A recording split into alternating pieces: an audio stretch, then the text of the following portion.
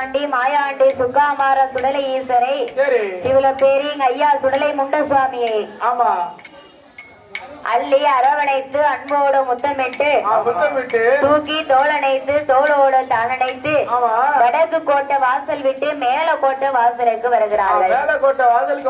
அப்படி மேல கோட்டை வாசலிலே வந்து பார்வதா தேவியானவள் ஆண்டவன் பகவான் கொடுத்த குழந்தைக்கு இறைவா பகவானே குழந்தையை கொடுத்தால் மட்டும் போதுமா?